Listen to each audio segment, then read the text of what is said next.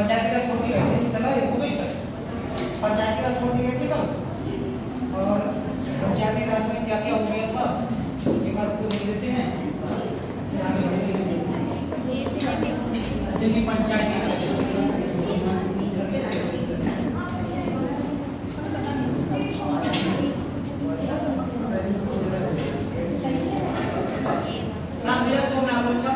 देखो पंचायती राज कल स्टार्ट हुआ था और पंचायती राज जितना हो गया बेसिक्स पहले थोड़ा सा देख लेते तब आगे बढ़ते हैं। पंचायती राज में उन्होंने क्या क्या देख लिया था। सबसे पहले तो ये 1773 का रेगुलेटिंग एक्ट, 1773 का रेगुलेटिंग एक्ट, इसके माध्यम से देखा था। इसके माध्यम से क्या किया गया था, कानून बनाने की शक्ति का केंद्रीकरण करने का प्रयास किया गया था सीमित स्तर पर। ये देख लिया।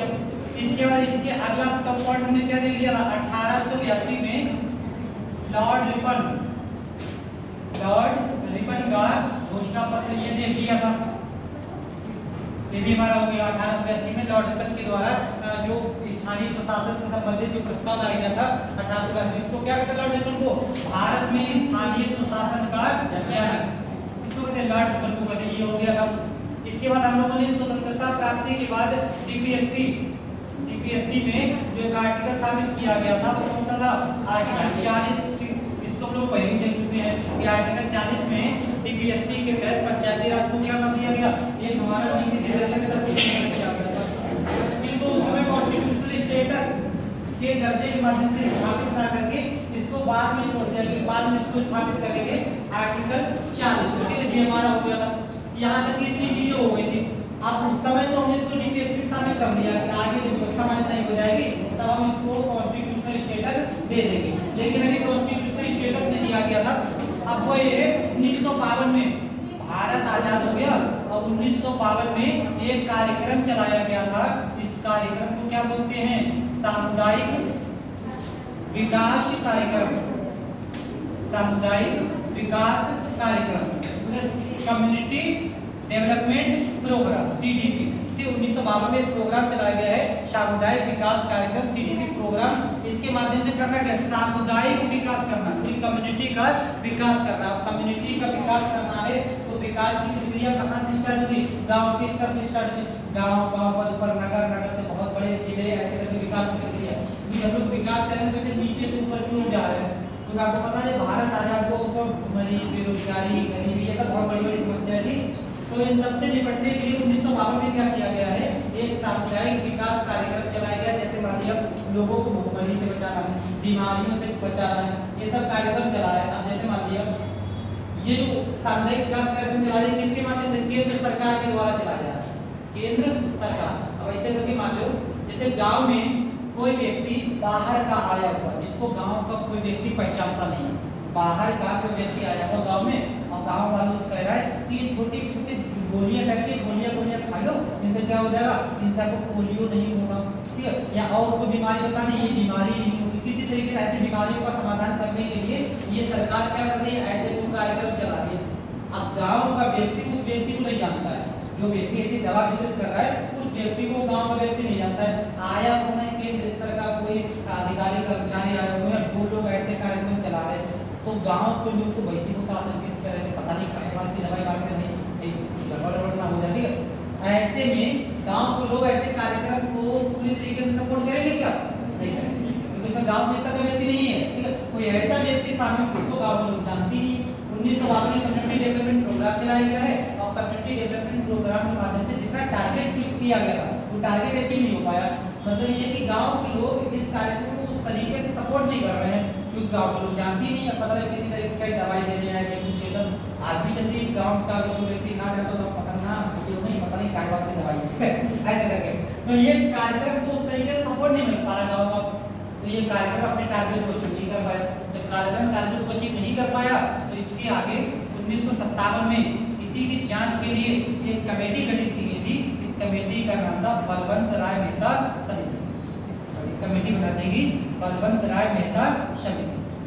इस बलवंत राय मेहता समिति से पूछा गया कि बताओ कि ये सीडीपी प्रोग्राम सफल क्यों नहीं हुआ, कार्यक्रम बहुत अच्छा है, ये क्यों नहीं सफल हुआ। तो बलवंत राय मेहता समिति ने कहा कि ये कार्यक्रम इसलिए सफल नहीं हुआ क्योंकि इस कार्यक्रम के लिए स्थानीय भागीदारी सुनिश्चित नहीं हो पाई। स्थानीय भागीदारी का अभाव। ये कह रहे हैं कि इस कार्यक्रम में स्थानीय भागीदारी का अभाव था, इस वजह से ये कार्यक्रम सफल नहीं होगा। जैसे मान लिया गोली वितरित करने के लिए जा रहे हैं, अब कोई ऐसा व्यक्ति गोली वितरित करने के लिए जा रहा है जिसको गांव का व्यक्ति नहीं जानता, लेके तो रख लेगा लेकिन खाएगा नहीं, ठीक है, कहेगा अभी अरे अभी खाना खाया बाद में खा लेंगे और बाद में अलग डस्टबिन में फेंक देगा, खाएगा नहीं, ठीक है। लेकिन अगर वहीं पर जो गोली वितरित करने वाले व्यक्ति उसके साथ अगर गांव के प्रधान जी अगर शामिल हो, प्रधान जी शामिल है और कोई व्यक्ति शामिल हो, तब खा भी सकता है। क्योंकि अगर जरा सामी कुछ हुआ तो किसको पकड़ेंगे, प्रधान जी को पकड़ेंगे, तो प्रधान जी को तो जानते हैं, उस व्यक्ति को नहीं जानते हैं। लेकिन स्थानीय भागीदारी अगर सुनिश्चित हो जाए, प्रधान जी साथ में हो, तो अगर कुछ हो गया हमारे गल्ला में तो क्या करेंगे, प्रधान जी को पकड़ेंगे, ठीक है। तो ये थोड़ी सी स्टेबिलिटी आ जाएगी। तो इन्होंने यही कहा बलवंतराय मेहता समिति ने कि यह कार्यक्रम इसलिए सफल नहीं हो पाया क्योंकि स्थानीय भागीदारी का इस कार्यक्रम में अभाव था। तो इन्हीं की सिफारिश में कहा कैसे करके सुनिश्चित करें कि आर्टिकल 40 को दिया गया है, इस आर्टिकल 40 के तहत आप लोग क्या करो, पंचायती राज की स्थापना करो। पंचायती राज मतलब गांव के स्तर का विकास पंचायती राज यानी कि गांव के स्तर के लोगों के माध्यम से किया जाए, तभी ऐसे कार्यक्रम सफल होंगे। तो बलवंतराय मेहता समिति की सिफारिश को मान लिया गया और इनकी सिफारिश पर भारत में पंचायती राज शुरू की गई। 2 अक्टूबर 1959 को भारत की पहली पंचायत स्थापित की गई थी। कहां पर, राजस्थान के नागौर जिले, राजस्थान के नागौर जिले से पंचायती राज शुरू कर दी गई 2 अक्टूबर 1959 को। इसके बाद और विकास हुआ, फिर आगे चल के 11 अक्टूबर 1959 को एक जिला है, इसका नाम है महबूबनगर। महबूबनगर जिला ये कहाँ पड़ता है, तेलंगाना में। पहले आंध्र प्रदेश में पड़ता था, 2014 में विभाजन हो गया, 2014 विभाजन हो गया। अब महबूबनगर जिला कहाँ आता है, तेलंगाना में आता है। पुरानी अगर आपको पुरानी किताबें पुराने एडिशन को अगर देखो तो वहाँ पर अभी भी आपको आंध्र प्रदेश के महबूबनगर जिले में लिखा हुआ मिलेगा, क्योंकि उस समय आंध्र प्रदेश तेलंगाना बैठे हुए नहीं थे। अब तेलंगाना आंध्र प्रदेश बन गया, महबूबनगर जिला कहाँ पहुँच गया है, तेलंगाना में पहुँच गया। तो तेलंगाना के महबूबनगर जिले से दूसरी पंचायत स्टार्ट कर दी गई, लेकिन इन पंचायतों को किसी भी प्रकार का कॉन्स्टिट्यूशनल स्टेटस नहीं दिया गया, ऐसे ही चल रही है। तो इस पंचायती राज की शुरुआत किसकी सिफारिश पर की गई थी, बलवंतराय मेहता समिति की सिफारिश पर की गई थी। इसीलिए बलवंतराय मेहता को क्या कहते हैं, भारत में स्थानीय सुशासन का शिल्पकार कहा जाता है। भारत में स्थानीय सुशासन का शिल्पकार किसको कहते हैं, बलवंतराय मेहता को कहते हैं, क्योंकि इन्हीं के माध्यम से भारत में पंचायती राज की शुरुआत की गई। इन पंचायती राज को किसी प्रकार का कोई कॉन्स्टिट्यूशनल स्टेटस नहीं था, बस ऐसे ही स्थापित कर देंगे। तो पता लगे कहीं कहीं पे पंचायती राज बन गई, प्रधान जी बन गए हैं, और एक तरफ प्रधान जी हैं और दूसरी तरफ प्रधान हो जाएंगे और दूसरे के प्रशासन सपोर्ट हो जाएंगे, डीडीओ हो जाएंगे, डीडीओ डीपीओ सचिव उसको कहते हैं। इसी तरह मान लिया दूसरा कौन है, ब्लॉक प्रमुख, इसके ऊपर हो जाएगा ब्लॉक प्रमुख, इसका प्रशासनिक अधिकारी कौन हो जाएगा, बीडीओ हो जाएगा, ब्लॉक डेवलपमेंट ऑफिसर। तो चूंकि इनको कॉन्स्टिट्यूशनल पद नहीं दिया गया, किसी प्रकार का कोई संवैधानिक दर्जा नहीं है, तो इनका इनके साथ कनेक्शन नहीं स्थापित होगा। बीडीओ ने जब मन चाहा तो ब्लॉक प्रमुख को हटा दिया, या ब्लॉक प्रमुख का अगर किसी राजनीतिक पकड़ अच्छी है तो पता लगे बीडीओ कितने आगे चले गए और प्रधान जी और ब्लॉक प्रमुख अगर 5 साल 10 साल 15 साल ऐसे ठीक है, मतलब कोई ना कार्यकाल कोई फिक्स नहीं, ठीक है ऐसे करेंगे। तो ये ऐसे ही चल रही है, जब ऐसे ही चल रही है तो ठीक ठाक ढंग से काम नहीं कर पाएंगे। तो इसकी जांच के लिए आगे चलकर एक समिति और बनाई गई थी, एक समिति बनाई गई थी 1977 में, इसका नाम था अशोक मेहता समिति। इनको भी देखेंगे, इन्होंने कुछ सिफारिशें की हैं, जैसे कि इन्होंने बलवंतराय मेहता समिति ने कहा था कि 3 स्तरीय पंचायती राज व्यवस्था स्थापित की जाए। इन्होंने कहा था 2 स्तरीय पंचायती राज व्यवस्था स्थापित की जाए। जो गांव का सबसे नीचे लेवल का स्तर होता है वो ना हो, गांव के लोगों से नहीं, पहले मध्यवर्ती लेवल से लोग पंचायती राज स्थापित करें। ये किसका कहना था, अशोक मेहता समिति का। बलवंतराय मेहता समिति का कहना था कि 3 स्तरीय पंचायती राज हो। सबसे नीचे क्या होना चाहिए, ग्राम पंचायत, ग्राम पंचायत, उसके बीच होनी चाहिए पंचायत समिति, और सबसे ऊपर हमारी होनी चाहिए जिला परिषद। जिला परिषद, ये 3 स्तरीय शासन प्रणाली की बात किसने कही थी, बलवंतराय मेहता समिति ने कही थी। अशोक मेहता समिति ने कहा था कि ग्राम पंचायत और पंचायत समिति को एक ही कर देना चाहिए, इनके बीच में ऐसी संस्था बनाई जानी चाहिए क्योंकि इसमें पंचायत के भी सदस्य आ जाए और पंचायत समिति के भी सदस्य आ जाए। तो एक ही वाली संस्था होगी और एक जिला परिषद जैसी संस्था व्यवस्था हो गई। ऐसे 2 स्तरीय शासन प्रणाली की बात किसने कही है? अशोक मेहता समिति ने। लेकिन इनकी सिफारिश को उस लेवल पे नहीं माना गया। कहा था कि कॉन्स्टिट्यूशनल स्टेटस दीजिए, जब तक कॉन्स्टिट्यूशनल स्टेटस नहीं देंगे तब तक पंचायती राज ठीक ठाक ढंग से कार्य नहीं कर पाएगी। अशोक मेहता समिति के बाद और समिति बनाई गई थी। एक समिति का नाम था गॉडगिल समिति। गॉडगिल समिति से पहले एक और निकल जाएगी एलएम सिंघवी समिति। एलएम सिंघवी समिति, लक्ष्मी मद सिंघवी समिति 1986। एलएम सिंघवी समिति 1986 में, लक्ष्मी मद सिंघवी समिति। इन्होंने भी कहा कि त्रिस्तरीय लेवल की पंचायत बनाई जाए और उसको कॉन्स्टिट्यूशनल स्टेटस दिया जाए, लेकिन नहीं मानी गई। अगली एक समिति और बनाई गई थी, इसको कहते हैं गॉडगिल समिति। ये सब समितियां ध्यान रखनी है कि कौन सी समिति पंचायती राज से संबंधित है और कौन सी समिति केंद्र राज्य विभाग से संबंधित है। दोनों में कंफ्यूजन होगी यहाँ पर कि कौन सी पंचायती राज की है और कौन सी केंद्र राज्य समिति है। केंद्र राज्य संबंधित से संबंधित समितियां बताएंगे कौन कौन सी समिति है? सरकारी और ऊंची आयु और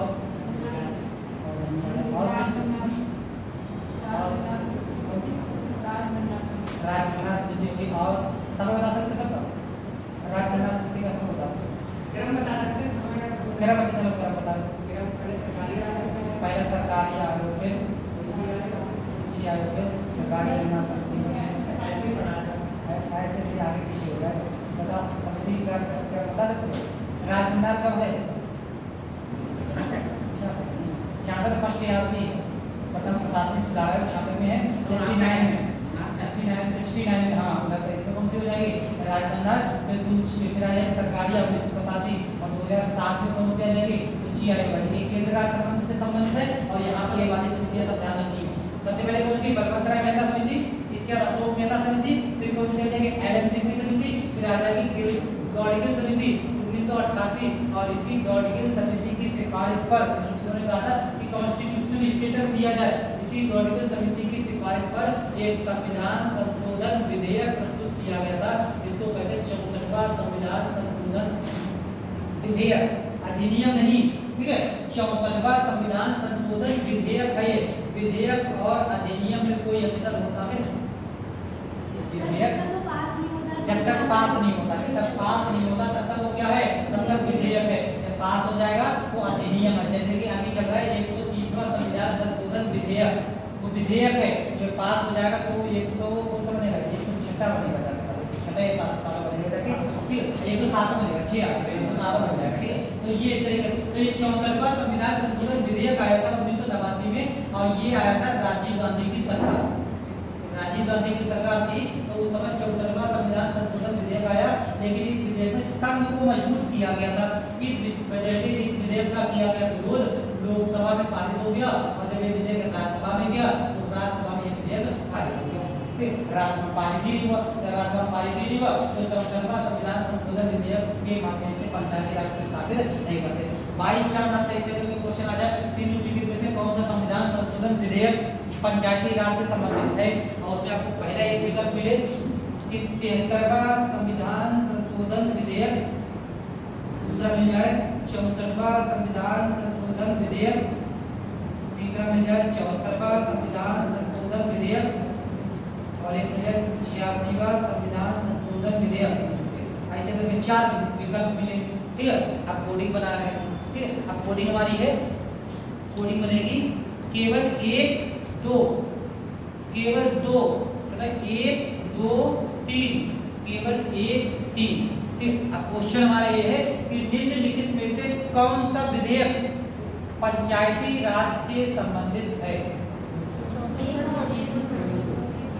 64वां यानी कि केवल 2, केवल 2 सही है। 1 और 2, 73वां और 64वां सही है, सही है। और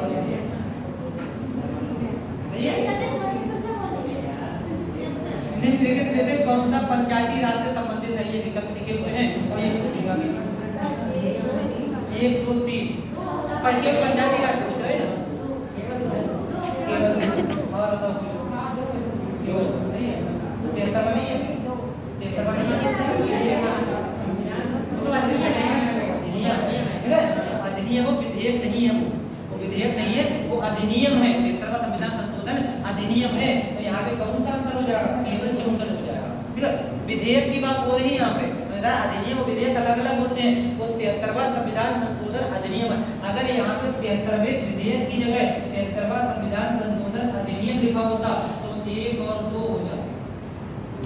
ठीक है, विधेयक लिखा हुआ है तो विधेयक होता केवल 64वां संविधान संशोधन विधेयक है जिसका संबंध है पंचायती राज से। ये तो अधिनियम थोड़ी है, ये विधेयक लिखा हुआ है यहाँ पे, तो विधेयक नहीं रहेगा। अगर अधिनियम लिखा होता तो दोनों हो जाते। ये विधेयक अधिनियम तब बनेगा जब उसमें साइन हो जाएंगे। तो 73वां संविधान संशोधन विधेयक जो रहा होगा, पता नहीं कौन सा अधिनियम बना होगा जाके। ठीक है, ऐसा करेंगे। तो यहाँ पे ध्यान रखना, 64वां संविधान संशोधन विधेयक 1989 में लेके आए, राजीव गांधी की सरकार में लेके आए, लोकसभा में पारित हो गया, लेकिन राज्यसभा में ऐसा विधेयक खारिज हो गया। इसके बाद क्या हुआ? इसके बाद अगला हमारा 64वें संविधान संशोधन के बाद अगला प्रयास किया गया बीपी सिंह की सरकार में, विश्वनाथ प्रताप सिंह। जब विश्वनाथ प्रताप सिंह की सरकार थी तो विश्वनाथ प्रताप सिंह की सरकार के साथ फिर से प्रयास किया गया, लेकिन फिर भी नहीं ला सके। तो बाद में अगले आ जाते पीवी नरसिम्हा राव।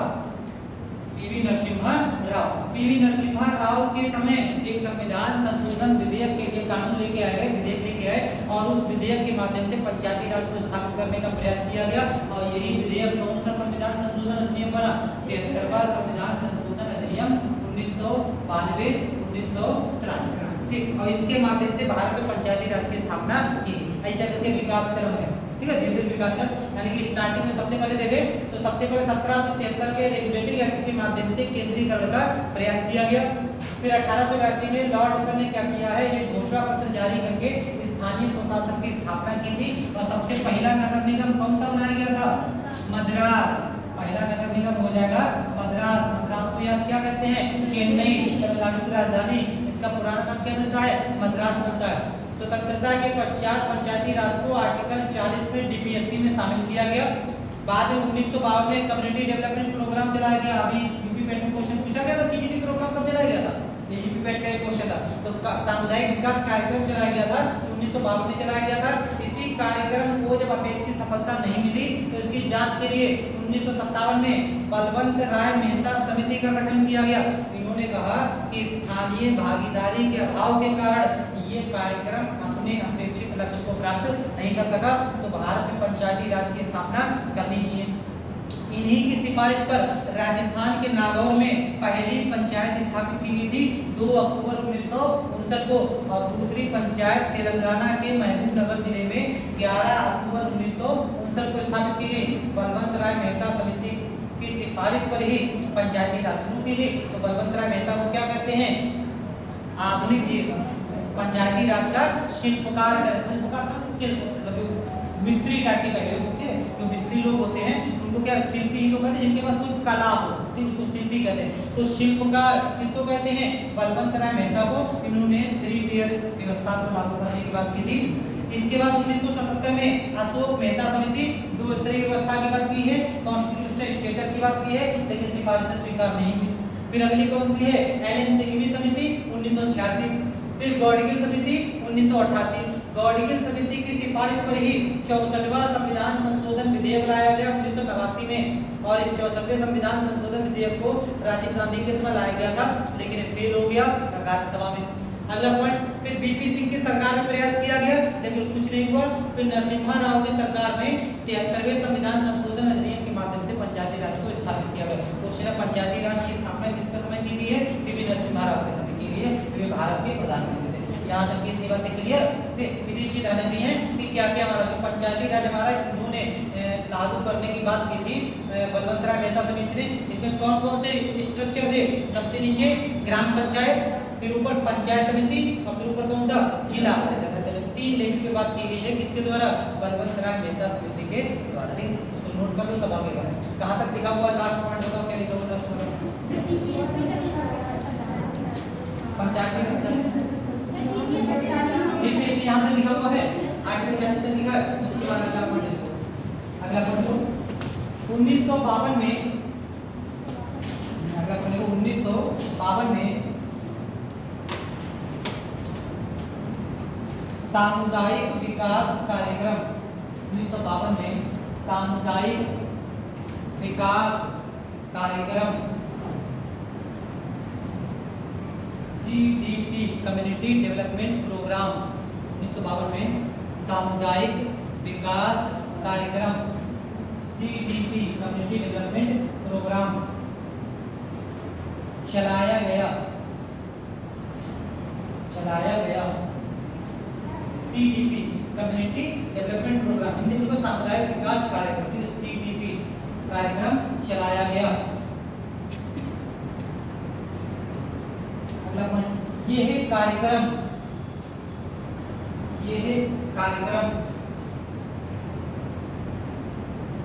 अपेक्षित सफलता, मतलब जितनी अपेक्षा की गई उस लेवल पे ये कार्यक्रम अपेक्षित सफलता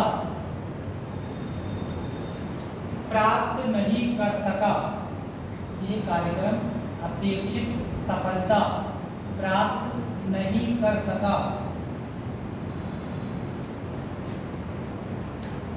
अगला पॉइंट, 1957 में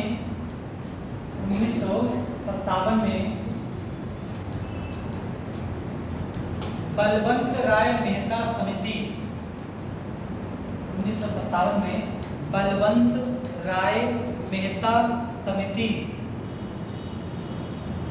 का गठन किया गया। बलवंत राय मेहता समिति का गठन किया गया,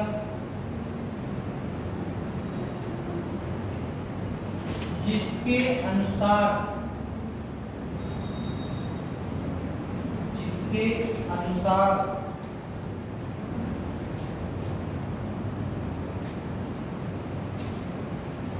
सामुदायिक विकास कार्यक्रम को, जिसके अनुसार सामुदायिक विकास कार्यक्रम को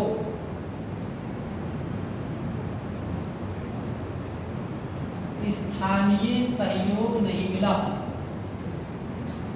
स्थानीय सहयोग नहीं मिला।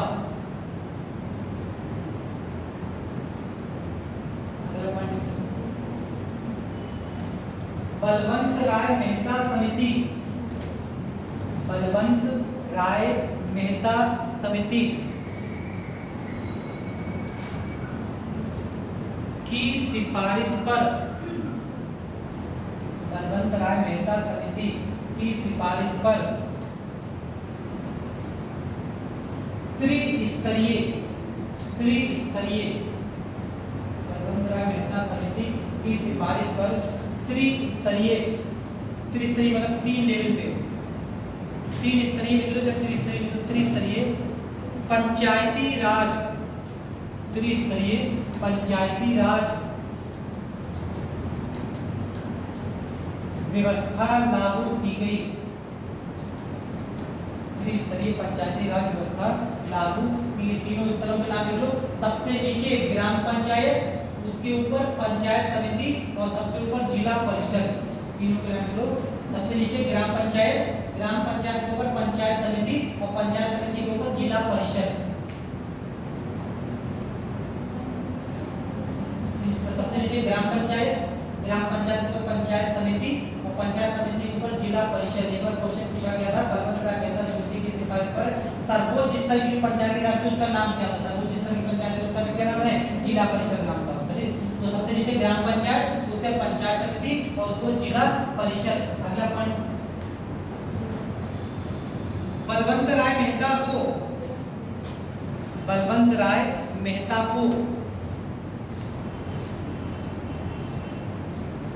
स्थानीय सुशासन का शिल्पकार, स्थानीय सुशासन का शिल्पकार या पंचायती राज का शिल्पकार, कुछ भी आता है, स्थानीय सुशासन का शिल्पकार, स्थानीय सुशासन का शिल्पकार कहा जाता है, कहा जाता है। अगला पॉइंट, 2 अक्टूबर 1959 को, 2 अक्टूबर 1959 को 2 अक्टूबर 1959 को राजस्थान के नागौर जिले, राजस्थान के नागौर जिले में पहली पंचायत राजस्थान के नागौर जिले में पहली पंचायत स्थापित की गई। पहली पंचायत स्थापित की गई।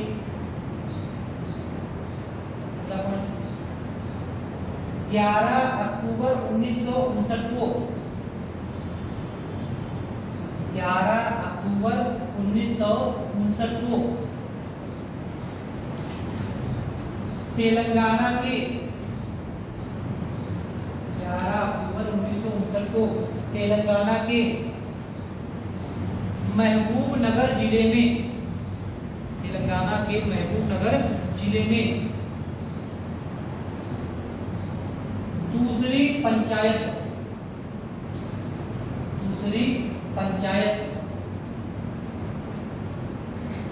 स्थापित की गई। दूसरी पंचायत स्थापित की गई। अगला पॉइंट 1977 में अशोक मेहता समिति 1977 में अशोक मेहता समिति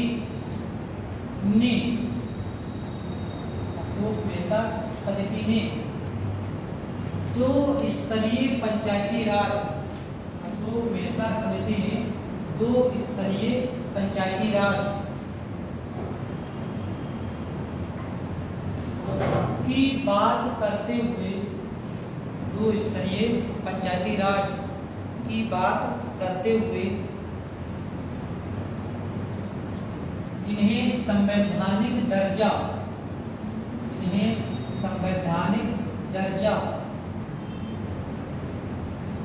देने की बात कही।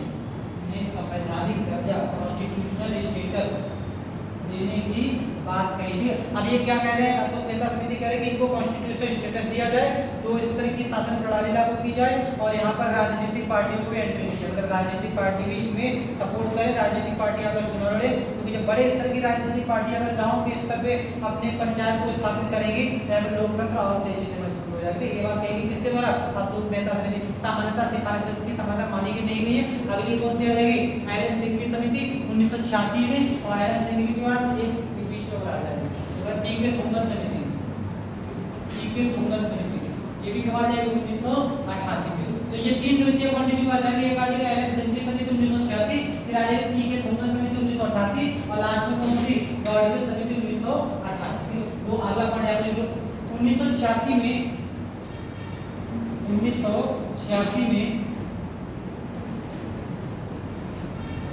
एल एम सिंघवी, लक्ष्मी मल सिंघवी 1986 में एल एम सिंघवी, लक्ष्मी मल सिंघवी समिति का गठन किया गया। लक्ष्मी मल सिंघवी समिति का गठन किया गया। इन्होंने यही बात कही कि कॉन्स्टिट्यूशनल स्टेटस दे दिया। 1986 में एल एम सिंघवी समिति का गठन किया गया। अगला पॉइंट 1988 में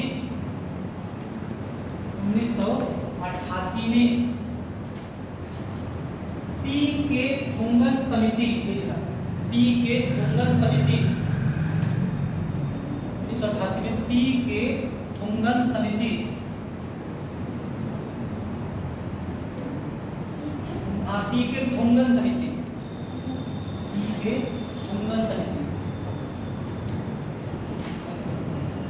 पी के थुंगन समिति और फिर 1988 में ही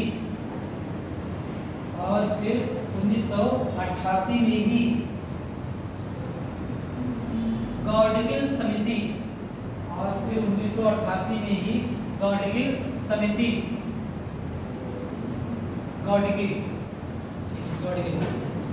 समिति का गठन किया गया।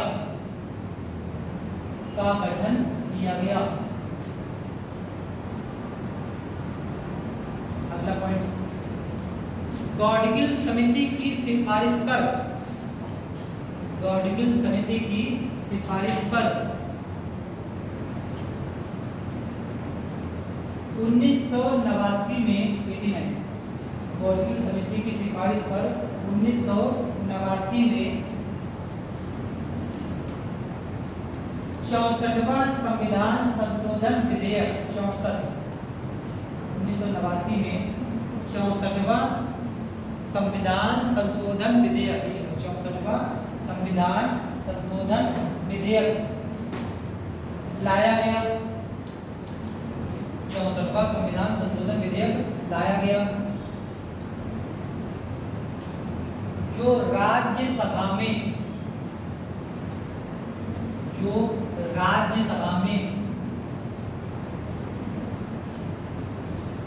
पारित नहीं हुआ, जो राज्यसभा में पारित नहीं हुआ।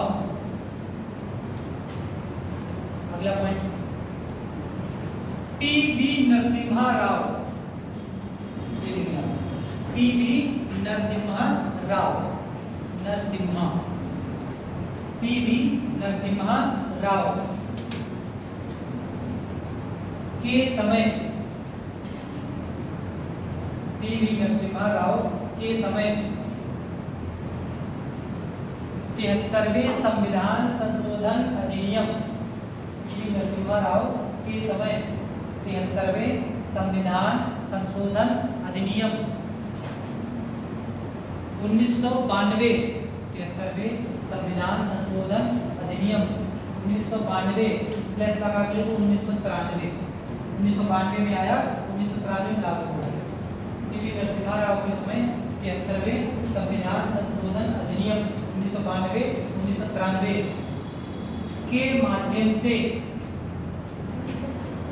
के माध्यम से पंचायती राज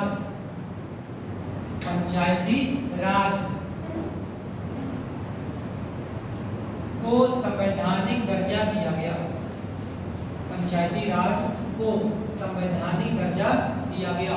ठीक है, इतनी चीज हमारे यहाँ तक का डेवलपमेंट हो गया। अब इसको देखेंगे किस तरीके। अब जो आपको स्टार्टिंग से जो चीजें याद रखनी है, क्या क्या याद रखना है। पहला पॉइंट आपको 1773 का रेगुलेटिंग एक्ट, इसके बाद 1882 का रिपन का डिक्लेरेशन, इसके बाद आर्टिकल 40 ये ध्यान रखना है। इसके बाद आपको क्या रखना है, बलवंत राय मेहता नहीं, सीडीपी प्रोग्राम, 3 पॉइंट समझ ध्यान रखो। सीडीपी प्रोग्राम 1952 ये ध्यान रखना है। इसके बाद अगली समिति ध्यान रखनी है कौन सी, बलवंत राय मेहता समिति, बलवंत राय मेहता समिति।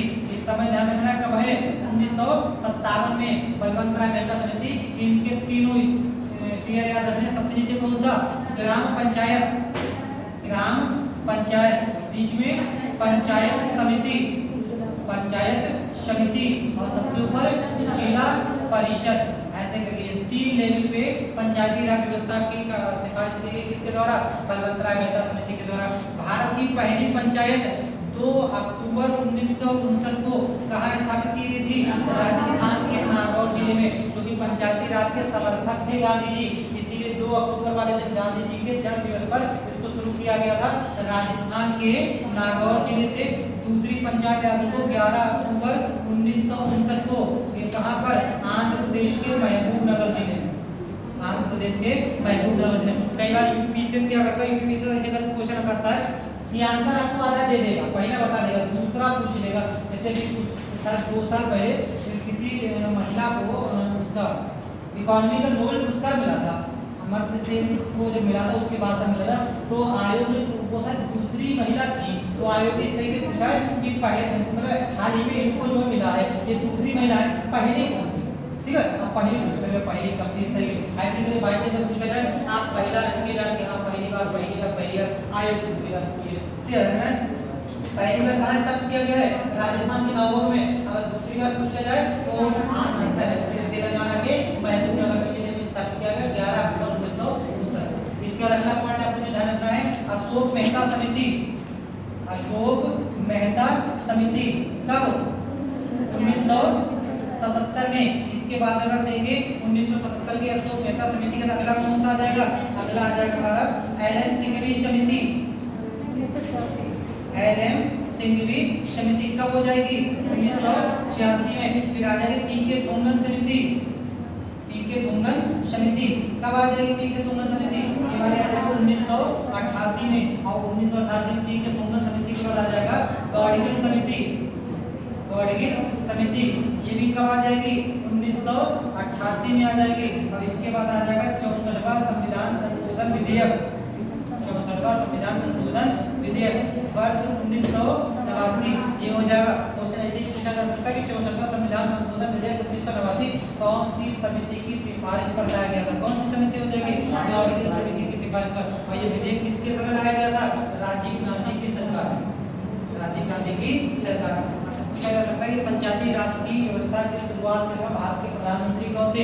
कौन हो जाएंगे? टीवी नरसिम्हा राव। टीवी नरसिम्हा राव। इनके समय क्या किया गया था? एक संविधान संशोधन विधेयक लाया गया था, अधिनियम लाया गया था। 73वां संविधान संशोधन अधिनियम किस वर्ष लाया गया है? 1992। और इसको लागू किया गया था 24 अप्रैल 1993। 24 अप्रैल को हम लोग क्या मनाते हैं? पंचायती राज दिवस मनाते हैं।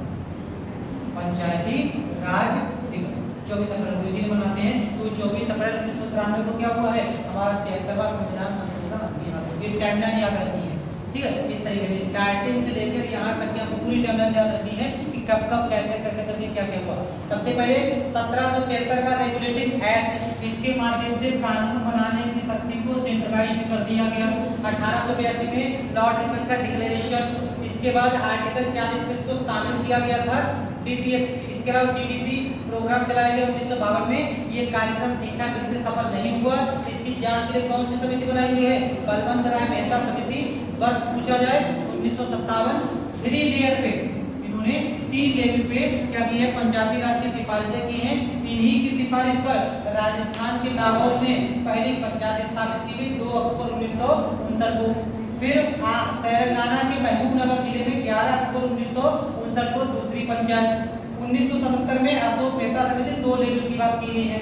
LM सिंघवी समिति 1986 कॉन्स्टिट्यूशनल स्टेटस की बात की गई है।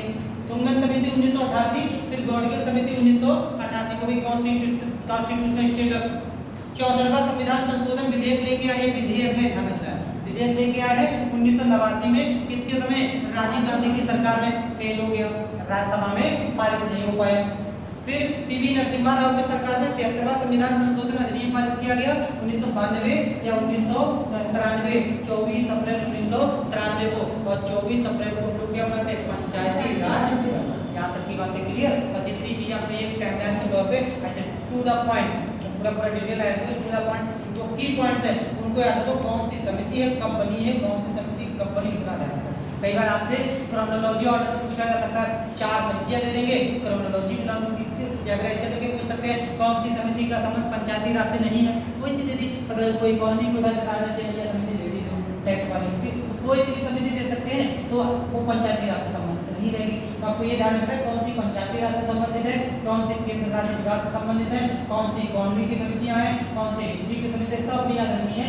खासकर दिवाली में कौन सी समिति से संबंधित। अब जो हमारी पंचायती राज की स्थापना के लिए 73वां संविधान संशोधन लाया गया है, इस 73वें संविधान संशोधन अधिनियम के माध्यम से जो क्या किया गया। जब हमारा 73वां संविधान संशोधन आ गया तो 73वें संविधान संशोधन अधिनियम के माध्यम से संविधान में एक भाग शामिल किया गया था। अगर आपसे पूछा जाए तो 73वां संविधान संशोधन है, 73वां संविधान संशोधन अधिनियम 1992। पहला पॉइंट से ध्यान रखना है ये कब लागू हुआ है? 24 अप्रैल 1993 को लागू किया गया है। पहला पॉइंट ध्यान रखना है। दूसरा पॉइंट ध्यान रखना है कि 24 अप्रैल को लोग क्या मनाते हैं? पंचायती राज दिवस मनाते हैं। पंचायती राज दिवस, इस दिवस के रूप में इसको बनाते हैं। इस 73वें संविधान संशोधन अधिनियम के द्वारा संविधान में भाग शामिल किया गया। तो भाग कौन सा है? 9। इसी 73वें संविधान संशोधन अधिनियम के द्वारा संविधान में एक अनुसूची शामिल की गई है। अनुसूची कौन सी है? 11। इनमें कंफ्यूज नहीं होना है। 9 11 में है तो खाली एक यक्ष तो है, एक यक्ष आगे पीछे कर दिया गड़बड़ हो गया। ठीक है, भाग ध्यान रखना है। भाग कौन सा है? 9। अनुसूची कौन सी है? 11। इन दोनों में कंफ्यूज नहीं होना है, वरना भाग 11 लगाया और अनुसूची 9 लगाया। ठीक है, इन दोनों ध्यान रखना है। तो भाग अगर पूछा जाए 9, अनुसूची पूछी जाए 11। इसके इसके माध्यम से संविधान में कुछ आर्टिकल्स जोड़े गए थे। आर्टिकल कितने जोड़े गए थे? आर्टिकल 243 से 243 ओ तक इतने आर्टिकल जोड़े गए थे। और पंचायतों को काम करने के लिए कुछ शक्तियां आवंटित की गई थी। तो कितनी शक्तियां दी गई थी? 29 विषय आरक्षित किए गए थे पंचायतों के लिए। इतने आपको बेसिक याद रखने पंचायती राज में। पहला पॉइंट, 73वां संविधान संशोधन अधिनियम 1992 कब लागू हुआ है? 24 अप्रैल 1993 को लागू हुआ है। इस दिन क्या मनाते हैं? पंचायती राज दिवस मनाते हैं। भाग पूछा है कौन सा है? 9, अनुसूची पूछी है 11 और आर्टिकल पूछे 243 से 243 वो तक शक्तियां कितनी दी गई हैं? 29 विषयों पर इनको शक्तियां दी गई पंचायती राज को। ध्यान रखना इनको 29 है और नगर पालिका को 18 है। ठीक है, इनको 29 हो जाएगी, नगर पालिका को 18 हो जाएगी। ऐसे करके समझ लो कि गांव थोड़े से पिछड़े हैं तो गांव को विकास करने की ज्यादा जरूरत है, तो गांव को ज्यादा शक्तियां देनी चाहिए। इनको 29 हो जाएगी और नगर पालिका को 18 हो जाएगी। आर्टिकल सारे बता दिए थे कल, सारे आर्टिकल बता दिए थे आज आप बता दिए। ठीक है, ये सारे आर्टिकल आज आप बताते हैं, बिना पढ़े देखे बता दें। इनको पहले नोट करो। अगला पॉइंट देखो, ऐसे पढ़ा टॉपिक पढ़ाओ 73वां संविधान संशोधन अधिनियम। ये भी डालो 73वां संविधान संशोधन अधिनियम 1992। हाँ, 73वां संविधान संशोधन अधिनियम 1992। इसे देखो पहला पॉइंट, 24 अप्रैल 1993 को लागू। 24 अप्रैल 1993 को लागू। 24 अप्रैल 1993 को लागू। अगला पॉइंट, 24 अप्रैल को 24 अप्रैल को पंचायती राज दिवस। 24 अप्रैल को पंचायती राज दिवस मनाया जाता है। पंचायती राज दिवस मनाया जाता है।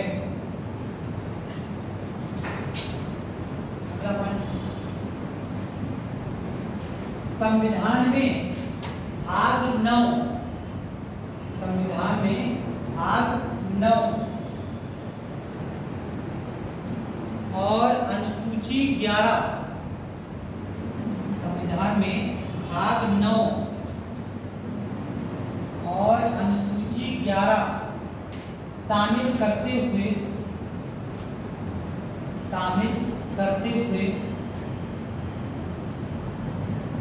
पंचायतों को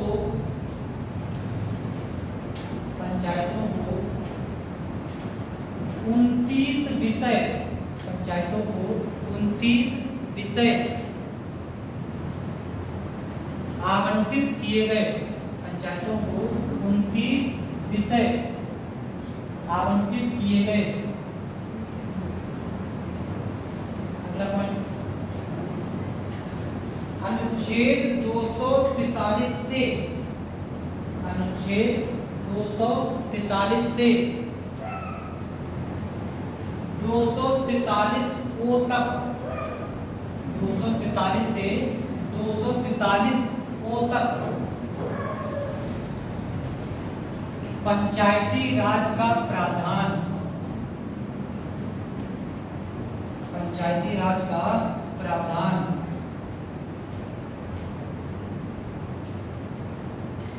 किया गया है।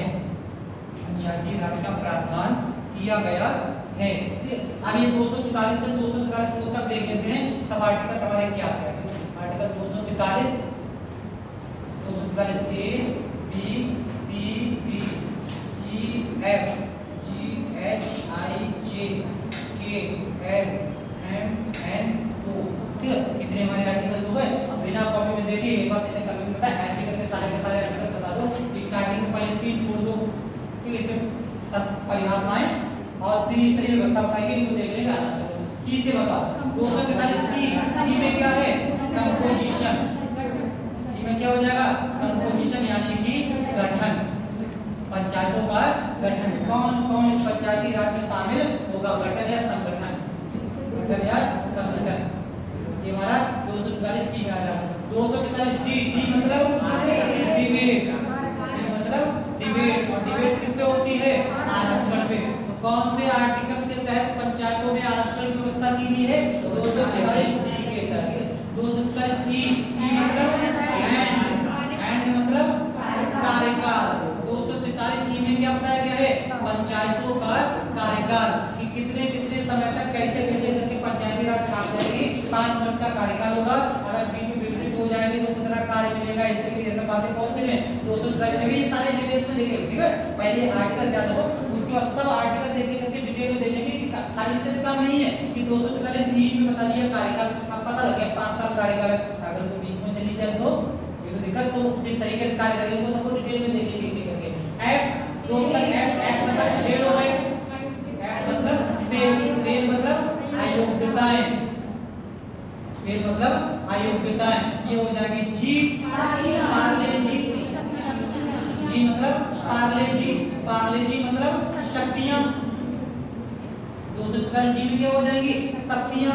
H I J, H I जे क्या हो जाएगा? आई जे, एच आई जे क्या हो जाएगा? आई जे। तो 243 आई बीच का ले लेते हैं। एच में क्या है? एच में वित्त संबंधी प्रावधान किए गए हैं, और जे में खातों की ऑडिटिंग की गई है, और आई में क्या बताएगा? आई में बताएगा राज्य वित्त आयोग, राज्य वित्त आयोग। बीच वाले ऊपर नीचे वाले दोनों काम के नहीं है, खातों की ऑडिटिंग और उनकी वित्त शक्तियां से हमें कोई खास मतलब नहीं। आई से मतलब आई को देख लेंगे। के में क्या है? के में मतलब कौन सा हो जाएगा? राज्य निर्वाचन आयोग, ये हो जाएगा राज्य निर्वाचन आयोग, ये हो जाएगा। 243 एल, एल मतलब लागू होना, लागू होना, कि कहां कहां पंचायती राज को लागू किया जाएगा। एम मतलब मना करना, एम मतलब मना करना, मना करने का मतलब कहां कहां लागू नहीं होगा, कहां कहां लागू नहीं होगा। वर्तमान में कहां लागू नहीं होता पंचायती राज? कल बता दे कहां लागू नहीं होता पंचायती राज। पैसा एक्ट आया हो, कोई सा है ना? हाँ, पैसा तो आ गया ना, तो पैसा तो आ गया, लेकिन लागू कहां कहां नहीं होता? कहां? यूपी में होता, वो तो लागू होना इसमें आता है। किस तरीके से लागू करेंगे वो बताया गया यूपी में, इसमें कहां पर लागू नहीं होता है। हां, यहां तक जनजाति क्षेत्रों में, जनजाति क्षेत्र ट्राइबल एरिया में लागू होता है कि शेड्यूल्ड एरिया और ट्राइबल एरिया यहाँ पे लागू नहीं होता है। शेड्यूल्ड एरिया में लागू करने के लिए एक्ट ले आए हैं, कौन सा? पैसा, ठीक है। अभी ट्राइबल एरिया पे लागू करने के लिए कोई एक्ट नहीं है, ठीक। अभी पैसा एक अधिनियम लेके आए, कौन सी समिति की सिफारिश पर लेके आए पैसा अधिनियम? कल बताया था, आपने दिखाया होता तो अभी देख के बता देते हैं। दिखाया होता तो अभी जरा जरा देख के बता देते, थोड़ी लग देते हैं। दिखाया ही नहीं है, अभी ऑप्शन देते हैं, आंसर ही बता दे रहे हैं। आंसर अभी इतनी जल्दी ऑप्शन ही तो फ्रेम करने में चाहिए होती है, क्वेश्चन बनाने में चाहिए होती है। क्वेश्चन में ऑप्शन बनाने में चाहिए होती है, ऑप्शन किस तरीके से फ्रेम किया जाए। ऑप्शन बनाने में थोड़ा सा टाइम देना पड़ता है, ऐसे दिलीप सिंह भूटिया समिति की बात पर आगे देखो। 243 एम, इसमें क्या हो जाएगा? मना करना या लागू करना। देखो आयोग के क्वेश्चन बनाना कठिन काम थोड़ी होता है, क्वेश्चन के आंसर फ्रेम करना वो कठिन होता है। आंसर कैसे करके फ्रेम किया जाता है?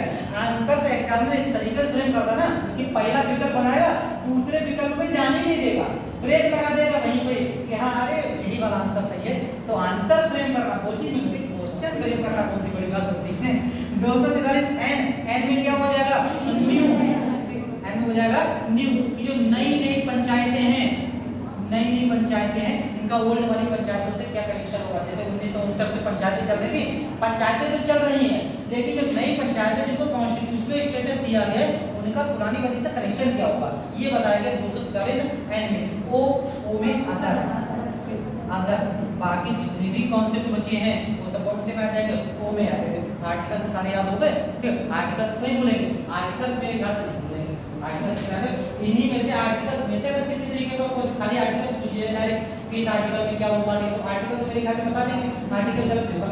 आज इनकी डिटेल्स में देखते हैं क्या क्या है। सबसे पहले क्या देखते हैं? इनके गठन की बात करते हैं, इनके गठन की बात करते हैं कि पहले 3 आर्टिकल में भी रुक के देखेंगे, ठीक है। इनको तीनों को अलग से देख लेंगे, इसमें परिभाषा दी गई है और इसमें हमारी त्रिस्तरीय व्यवस्था है और कौन सी त्रिस्तरीय व्यवस्था है।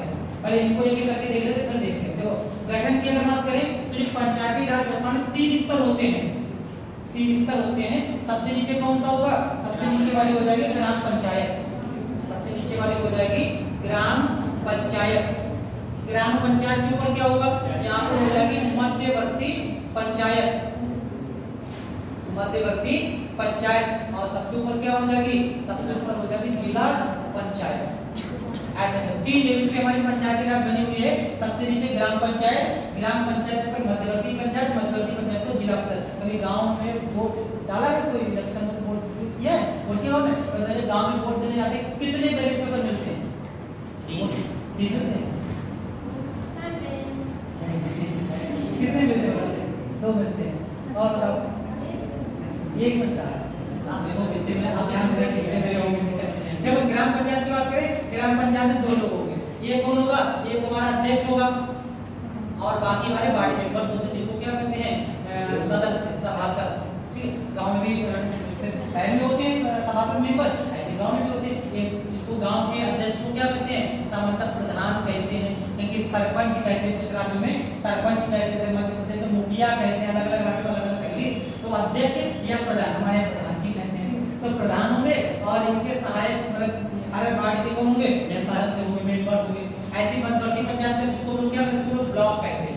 इसी को लोग क्या कहते हैं? इसी को ब्लॉक कहते हैं। इसमें कौन होगा? एक अध्यक्ष होगा, इसको हम लोग क्या कहते हैं? ब्लॉक प्रमुख, ब्लॉक प्रमुख। और इसी ब्लॉक के कुछ सदस्य होंगे, जिनको लोग क्या कहते हैं? PDC members, PDC member, block development council के मेंबर, पीडीसी मेंबर्स होते हैं। जिला पंचायत की अगर बात करें, यहाँ पर भी एक अध्यक्ष होगा, जिसको लोग क्या कहते हैं? जिला पंचायत सदस्य अध्यक्ष। और दूसरे कौन होते हैं? जिला पंचायत के सदस्य होते हैं। ऐसे करके ये चीजें होती। आप जब भी गांव में आप लोग वोट देने के लिए जाते हैं, तो गांव में वोट देने के लिए किसको किसको वोट देने के लिए अथॉरिटी दी गई है? आम जनता को। तो जब भी वोट देने के लिए जाएंगे तो एक बैलेट पेपर मिलेगा आपको आपके प्रधान का, ठीक है, एक पेपर होगा, उसमें आपको प्रधान के लिए वोट देना होगा। दूसरा, अपने सदस्य को चुनते हैं, अपने ही वार्ड का एक सदस्य होगा, उसको चुनेंगे, 2 लोग ही होगा। इसके अलावा एक तीसरी पर्ची आपके पास होगी पीडीसी मेंबर की, आप अपने ब्लॉक के एक मेंबर को चुनते हैं। और चौथी एक पर्ची होगी जिला पंचायत सदस्य। 4 लोगों की पर्ची होती है जब हम लोग गांव के इलेक्शन में वोट देने जाते हैं। आपकी देखना, ठीक है, आप ये वोट देने जाएंगे तो 4 पर्ची हाथ में आएंगी। एक तो अपने गांव में, जिस गांव में लोग रहते हैं उस गांव का एक हमारा प्रधान होगा और एक हमारे वार्ड का मेंबर होगा, 2 ये होंगे। एक हमारे ब्लॉक का सदस्य होगा और एक हमारे जिला पंचायत का सदस्य होगा। 4 लोगों के चुनाव कैसे हो जाएंगे? प्रत्यक्ष। इनका चुनाव प्रत्यक्ष, इनका चुनाव प्रत्यक्ष, इनका चुनाव प्रत्यक्ष और इनका चुनाव भी प्रत्यक्ष। मतलब सदस्य जितने भी होते हैं तीनों लेवल पे सदस्यों का चुनाव कैसा हो जाएगा? प्रत्यक्ष। प्रत्यक्ष चुनाव का मतलब समझ रहे? प्रत्यक्ष, अप्रत्यक्ष, डायरेक्ट, इनडायरेक्ट। मतलब प्रत्यक्ष चुनाव में कौन शामिल होते हैं? जैसे पब्लिक शामिल होते हैं उसको प्रत्यक्ष कहते हैं, जैसे पब्लिक शामिल ना उसको क्या कहते हैं? उसको अप्रत्यक्ष कहते हैं। अब बचा कौन सा? ब्लॉक प्रमुख बचा और दूसरा कौन सा? जिला पंचायत अध्यक्ष बचा। इन दोनों का चुनाव कैसे होता है? इनडायरेक्ट। इसका भी कैसा हो जाएगा? इनडायरेक्ट। तो कैसे करके, जैसे जितने भी हम लोगों ने क्या किया, अपने बीडीसी मेंबर्स को चुन के भेजा, जितने भी अपने बीडीसी मेंबर्स चुन के भेजे, यही बीडीसी मेंबर्स क्या करते हैं? एक व्यक्ति को क्या करेंगे? अपना ब्लॉक प्रमुख बना देंगे, ठीक है। वही लोग आपस में किसी एक व्यक्ति को चुन लेंगे, वो एक व्यक्ति कौन हो जाएगा? ब्लॉक प्रमुख। तो ब्लॉक प्रमुख का चुनाव कभी भी प्रत्यक्ष नहीं होता हमारे यहाँ। ये इनका चुनाव कैसा होता है? प्रत्यक्ष होता है। ब्लॉक के सदस्य क्या करते हैं? अपने अध्यक्ष का चुनाव कर लेते हैं। ऐसे करके जिला पंचायत का अध्यक्ष, जितने भी जिला पंचायत के सदस्य होते हैं सब क्या करते हैं? जिला पंचायत के अध्यक्ष का चुनाव। ये बात क्लियर है तक की? तो इनके गठन की अगर बात करें तो इनके गठन में सबसे नीचे कौन होता है? ग्राम पंचायत, फिर मध्यवर्ती पंचायत और तीसरा कौन सा? जिला पंचायत। इस ग्राम पंचायत का प्रधान, सदस्य दोनों का चुनाव कैसा? प्रत्यक्ष। ब्लॉक का अध्यक्ष चुनाव कैसा? अप्रत्यक्ष। सदस्य चुनाव कैसा? प्रत्यक्ष। जिला पंचायत के अध्यक्ष का चुनाव अप्रत्यक्ष और सदस्यों का चुनाव प्रत्यक्ष, ठीक है। तो 4 लोगों का हो जाएगा प्रत्यक्ष और 2 लोगों का हो जाएगा अप्रत्यक्ष। और देखो इसमें कौन कौन शामिल होते हैं? जिस राज्य में ये पंचायतें शामिल होती हैं उस राज्य के जो एमएलए होते हैं, एमएलए या फिर एमपी, कहाँ के? लोकसभा, ठीक है, या तो विधानसभा के सदस्य या लोकसभा के सदस्य, ये भी उस संस्था में शामिल हो सकते हैं सदस्य के तौर पर। ठीक है, सदस्य शामिल हो सकते हैं अगर राज्य ऐसा कानून ना कंपलसरी है। अगर राज्य ने ऐसा कानून ना दिया तो जो क्षेत्र के जो विधायक होते हैं उनके क्षेत्र में जितनी भी ग्राम पंचायतें आएंगी उन सभी ग्राम पंचायतों में ये अपने विचार व्यक्त करने का अधिकार रखते हैं। आराम से ग्राम पंचायत की मीटिंग हो रही है, जाए वहां पर अपने विचार व्यक्त करें। ठीक है, ये कर सकते हैं। सदस्य की हैसियत से शामिल होते हैं, वोट तक देने का अधिकार होता है इन लोगों के पास अगर राज्य की सरकार अपना ऐसा कोई कानून बनाए तब। ठीक है, क्योंकि हमारी जितनी पंचायती राज है, पंचायती राज अगर पूछा जाए कौन सी सूची का विषय है, ये राज्य सूची का विषय है। पंचायती राज राज्य सूची का विषय है। पंचायती राज में जितने भी डिसीजन लिए जाएंगे किसके द्वारा, राज्य के विधानमंडल के द्वारा लिए जाएंगे, ये शामिल हो सकते हैं।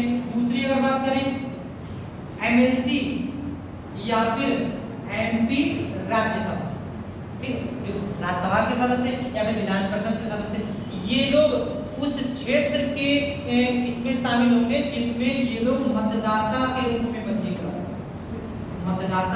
पंजीकृत है। ऐसे तरह के एग्जाम्पल सकते, जैसे मान लिया वाराणसी के सांसद इस समय कौन है, हमारे प्रधानमंत्री नरेंद्र मोदी वाराणसी के सांसद है। ठीक है, लेकिन यहाँ वाराणसी में तो ये मतदाता सूची में पंजीकृत होंगे नहीं, ये तो अपने गुजरात में मतदाता सूची में पंजीकृत होंगे, तो चुनाव कहीं से लड़ सकते हैं। तो ये अगर लोकसभा के सदस्य हैं और ये सांसद कहाँ के हैं, वाराणसी के हैं, तो ये वाराणसी के क्षेत्र में जितनी भी ये स्ट्रक्चर आते हैं उन सब में सदस्य के रूप में शामिल हो सकते हैं अगर उत्तर प्रदेश का विधानमंडल ऐसा कोई कानून बनाए तो। क्लियर, कहीं पर भी हो सकते हैं, वाराणसी में, पूरे वाराणसी के क्षेत्र में। लेकिन अगर यही राज्यसभा के होते, ठीक है, अगर ये राज्यसभा के होते तो राज्यसभा के अगर होते तो उसी क्षेत्र के स्ट्रक्चर में शामिल होंगे जहां की क्षेत्र में जहां से ये मतदाता सूची में पंजीकृत है। ये बात आई क्लियर नहीं है? आई, जैसे मान लिया ये लोकसभा के सदस्य हैं वाराणसी से, तो वाराणसी के क्षेत्र में शामिल होंगे। अगर यही वाराणसी से राज्यसभा के सदस्य होते तो वाराणसी के स्ट्रक्चर में शामिल नहीं हो पाते, समझ रहे? तो कहाँ के स्ट्रक्चर में शामिल होते, गुजरात में जहां पर पंजीकृत है। ठीक है, इस तरीके से। तो अगर राज्यसभा के सदस्य हैं या एमएलसी हैं तो ये लोग उसी क्षेत्र के स्ट्रक्चर में सदस्य के रूप में शामिल होंगे जहां पर ये मतदाता सूची में पंजीकृत किए गए। इसके अलावा और अगर देखें जो ग्राम पंचायत का अध्यक्ष होता है, यानी कि ग्राम पंचायत के प्रधान होते हैं, प्रधान ब्लॉक की जो मीटिंग होती है उसमें सदस्य के रूप में शामिल हो सकते हैं। ब्लॉक के जो अध्यक्ष होते हैं ये जिला पंचायत की मीटिंग में सदस्य के रूप में शामिल हो सकते हैं, मतलब अपने से ऊपर वाली में सदस्य होते हैं। अगर ग्राम के अध्यक्ष हैं तो ब्लॉक के सदस्य हो जाएंगे अपने पदेन सदस्य, और अगर पंचायत के इसके ब्लॉक के अगर अध्यक्ष हैं तो जिला पंचायत के सदस्य हो जाएंगे अपने आप, ठीक है, पदेन सदस्य। ये स्ट्रक्चर होता है, पूरा कंपोजिशन होती है इसकी पंचायती राज की। इन तीन के बारे में आपको स्पेशली ध्यान रखना है कि ग्राम पंचायत का एक अध्यक्ष और बाकी सदस्य। कहीं कहीं हमारे अध्यक्ष के साथ साथ उपाध्यक्ष लोग होते हैं, उप प्रधान, ठीक, उप प्रधान होते हैं। हालांकि उप प्रधान को जरूरी नहीं है सर, प्रधान का पद जरूरी होता है, तो प्रधान और कौन हो जाएंगे, सदस्य हो जाएंगे। दोनों का इलेक्शन कैसा होगा, डायरेक्ट इलेक्शन। ब्लॉक में हमारे पीडीसी मेंबर्स होते हैं और अध्यक्ष होते हैं, तो पीडीसी मेंबर्स का चुनाव कैसा होगा, डायरेक्ट। अध्यक्ष का चुनाव होगा इनडायरेक्ट। जिला पंचायत के सदस्य का चुनाव होगा डायरेक्ट और अध्यक्ष का चुनाव होगा इनडायरेक्ट। यहाँ तक की बात क्लियर, ये हो जाता है इनका कंपोजिशन, ठीक। और अगर बात करें इसके अलावा इसी पूरी पंचायती राज में हमारे कुछ होते हैं शासन के स्तर पे अधिकारी और कुछ होते हैं हमारे प्रशासन के स्तर पे अधिकारी। जैसे कि हम तीनों स्ट्रक्चर ले लेते हैं, तीन स्तर को अगर लोग देखें, सबसे नीचे क्या हो जाएगा, ग्राम पंचायत, ग्राम पंचायत के ऊपर ब्लॉक पंचायत, ब्लॉक पंचायत, और सबसे ऊपर क्या हो जाएगा, जिला पंचायत, जिला पंचायत। ऐसे करके तीन लेवल पे हमारी कार्य करती है।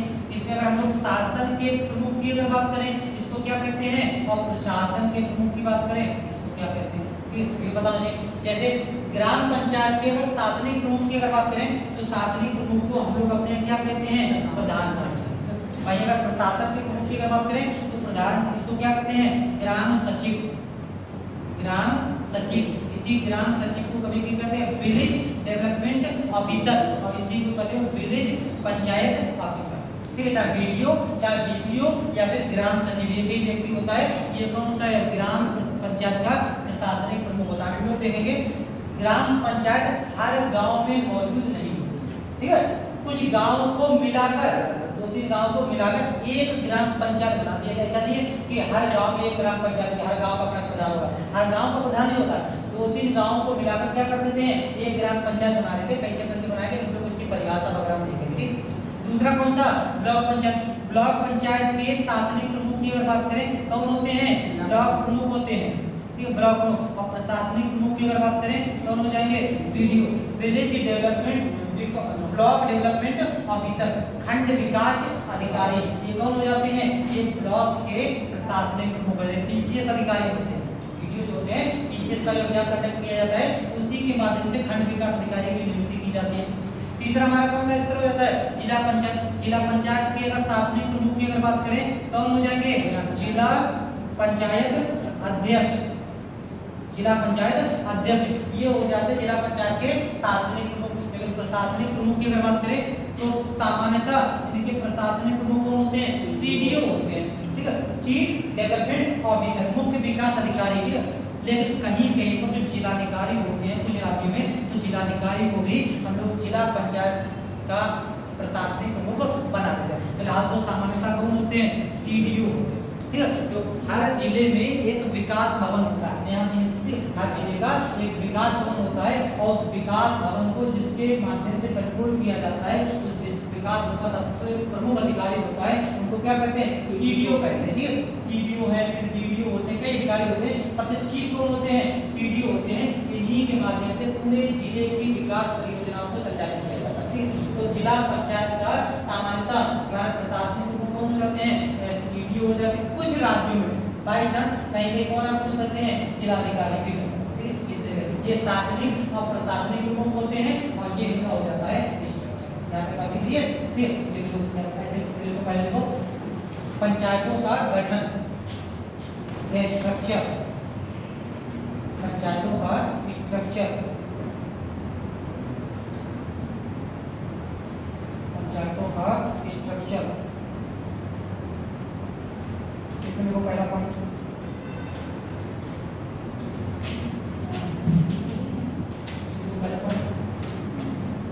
अनुच्छेद 243 में, अनुच्छेद 243 में पंचायतों के गठन, पंचायतों के गठन का प्रावधान है। पंचायतों के गठन का प्रावधान है। गठन में क्या है? कंपोजिशन का प्रावधान है। अगला पॉइंट अब ऐसे कर लिखो, सबसे नीचे ग्राम पंचायत, थोड़ी सी जगह छोड़ छोड़ लिखना। जब जहां पर ये सब 2 कॉलम, 1 2 3 4 6 लाइन लिख लो, ठीक है। 6 लाइन, हाँ, या सबसे ऊपर पहले लिखो, सबसे ऊपर लिखो जिला पंचायत, ऊपर से लिखो, लाइन छोड़ो, सबसे पहले लिखो ऊपर जिला पंचायत। जिला पंचायत का लिखो सदस्य, जिला पंचायत इसका लिखो सदस्य। प्रत्यक्ष चुनाव के द्वारा, प्रत्यक्ष चुनाव के द्वारा। किसका चुनाव कैसे होता है ध्यान रखना, जिला पंचायत के सदस्य प्रत्यक्ष चुनाव के द्वारा। देखो अध्यक्ष, अध्यक्ष जिला पंचायत में अध्यक्ष, अध्यक्ष देखो अप्रत्यक्ष चुनाव के द्वारा, अप्रत्यक्ष चुनाव के द्वारा, इनडायरेक्ट इलेक्शन, ठीक है। सदस्य प्रत्यक्ष डायरेक्ट इलेक्शन, और अध्यक्ष इनडायरेक्ट अप्रत्यक्ष चुनाव के द्वारा। दूसरा देखो मध्यवर्ती पंचायत या ब्लॉक, देखो मध्यवर्ती पंचायत या ब्लॉक, इसका देखो सदस्य, सदस्य कैसे हो जाएंगे? प्रत्यक्ष चुनाव के द्वारा, डायरेक्ट।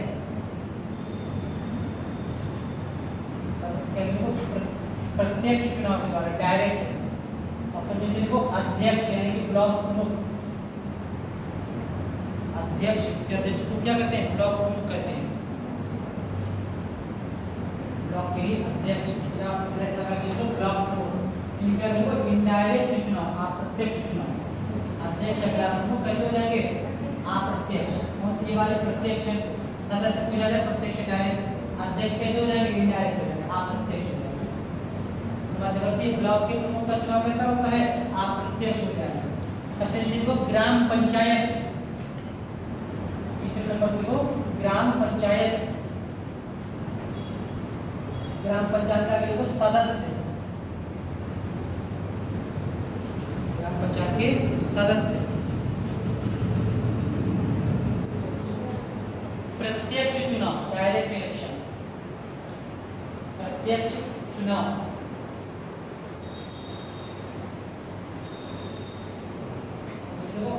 अध्यक्ष या प्रधान अध्यक्ष स्लैश लगा के लिखो प्रधान ग्राम पंचायत में अध्यक्ष या प्रधान इनका लिखो प्रत्यक्ष चुनाव इनका भी डायरेक्ट अध्यक्ष और सदस्य ग्राम पंचायत दोनों में कौन होते हैं डायरेक्ट इलेक्शन के द्वारा चुने जाते हैं अगला पॉइंट कंपोजिशन में लिखो ग्राम पंचायत का अध्यक्ष ग्राम पंचायत का अध्यक्ष यानी प्रधान ग्राम पंचायत का अध्यक्ष ब्लॉक का ग्राम पंचायत का अध्यक्ष ब्लॉक का जबकि ब्लॉक का सदस्य ग्राम पंचायत का अध्यक्ष ब्लॉक का जबकि ब्लॉक पंचायत का अध्यक्ष जबकि ब्लॉक पंचायत का अध्यक्ष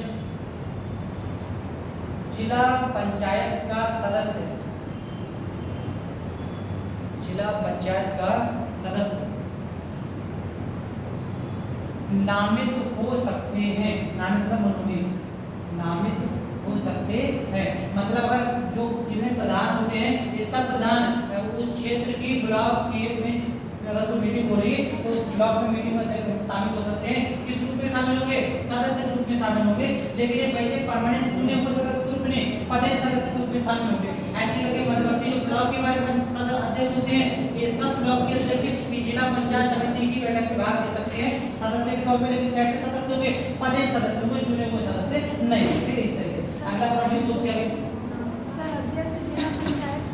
जिला पंचायत का नहीं जिला पंचायत ब्लॉक का अध्यक्ष जिला पंचायत का सदस्य नामित हो सकते हैं जिला पंचायत का सदस्य नामित हो सकते हैं अगला पॉइंट क्षेत्र के एमएलए किसको कहते हैं विधानसभा के सदस्य को एमएलए कहते हैं क्षेत्र के एमएलए एवं लोकसभा सांसद क्षेत्र के एमएलए एवं लोकसभा सांसद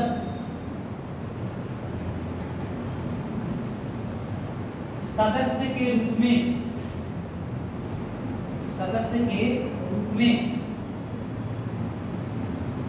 शामिल हो सकते हैं सदस्य के रूप में शामिल हो सकते हैं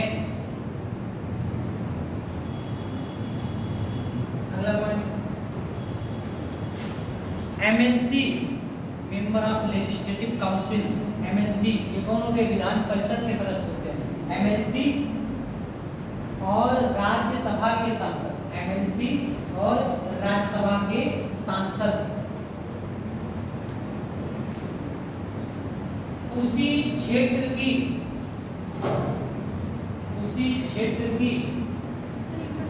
एमएलसी एवं राज्यसभा के सांसद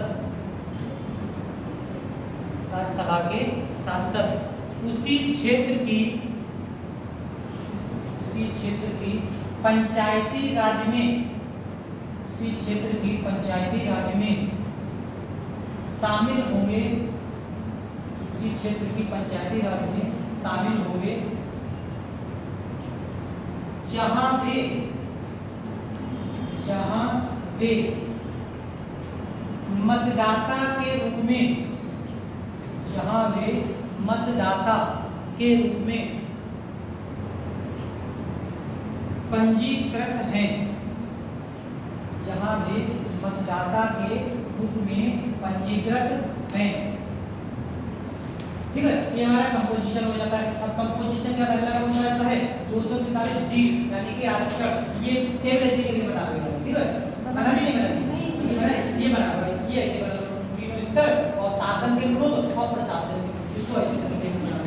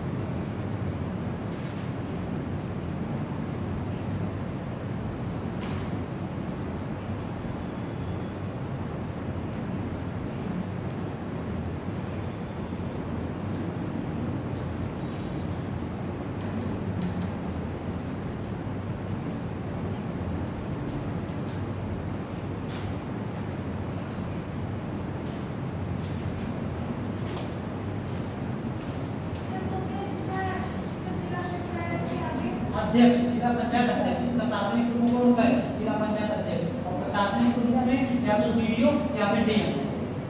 सामान्यतः सीडीओ होते, बाई चांस के डीएम मिल जाता है।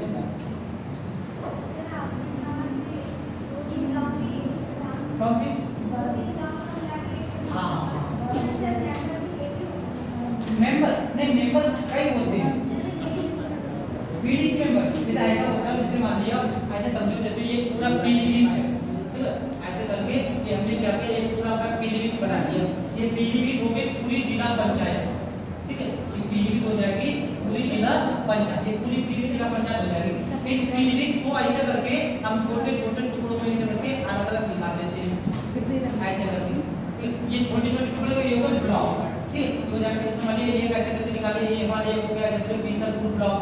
ठीक, ये हमने निकालिए, ये हो गया ललौरी खेड़ा ब्लॉक, ललौरी खेड़ा ब्लॉक। ऐसे करके ये हमने मान लिया, ये निकाले ऐसे करके संख्या ब्लॉक।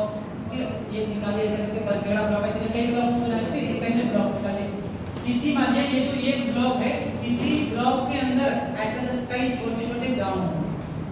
ठीक है, इस ब्लॉक के अंदर कई छोटे छोटे ऐसे करके ये गांव होंगे। हमने क्या किया, 1 2 3, ये 3 गांव होता है, जनसंख्या के हिसाब से देख लेते हैं। ठीक है, इन 3 गांव को हमने कोई जरूरी नहीं 3 ही गांव की हाँ जनसंख्या कैसी होती है, तो इन तीनों कहीं का क्षेत्र बड़ा है तो दो गांव को मिलाकर कर देंगे। तो ये 3 गांव हमारे हो गए। इन तीनों गांव को हम लोग क्या देंगे, ग्राम पंचायत। ऐसे करके अब इन 3 गांव में मैं अलग अलग वार्ड बांट दिया, छोटे छोटे, उन्हीं वार्ड का एक सदस्य होता है। ठीक है, तो ये जो हमारे जो ब्लॉक्स हैं, इस ब्लॉक्स के अलग अलग सदस्यों में। अब ब्लॉक को कितने वार्ड में बांटा गया है, जो ब्लॉक हमारा है, इस ब्लॉक को कितने वार्ड में बांटा गया है, वो ब्लॉक के सदस्य होंगे। इसको कितने वार्ड में बांटा गया है, वो इसके सदस्य। ठीक है, इस तरीके तो ये इस तरीके से बांटा जाता है पूरा जिला। उसको छोटे छोटे ब्लॉक में बांटा जाता है और हर ब्लॉक को छोटे छोटे गांव में बांट दिया जाएगा। तो गांव को मिलाकर हमारी क्या बन जाएगी, ग्राम पंचायत बन जाएगी। इस ग्राम पंचायत के कुछ सदस्य होते हैं, ऐसे करके इस ब्लॉक में भी कुछ सदस्य होंगे। अब ऐसा नहीं है कि जैसे मान लिया इस ये जो ग्राम पंचायत है, मान लिया इस एक ग्राम पंचायत में 15 सदस्य हैं, तो इस पूरे ब्लॉक में सब मिलाकर अगर ग्राम पंचायत के ऐसे करके 150 सदस्य हो गए, मान लीजिए इस पूरी ब्लॉक में 10 ग्राम पंचायतें हैं, तो और एक ग्राम पंचायत में एवरेज अगर 15 सदस्य ले ले तो ग्राम पंचायत में कितने 150 सदस्य हो गए। तो ब्लॉक के 150 सदस्य नहीं होंगे। ठीक है, ब्लॉक क्योंकि थोड़ा सा बड़ा हो जाता है, तो ब्लॉक के लिए एरिया अलग, ब्लॉक के लिए सदस्य ऐसे डिवाइड करते हैं। तो इस ब्लॉक में मान लीजिए 1 2 3 4 5 6 सदस्य। ठीक, ब्लॉक कितने सदस्य हो जाएंगे, 6 हो जाएंगे, जबकि इस पूरे एरिया में ग्राम पंचायत के 150 सदस्य हैं। ठीक है, इस तरीके से तो ग्राम पंचायत के सदस्य अलग होंगे, ब्लॉक के अलग होंगे और जिले के अलग।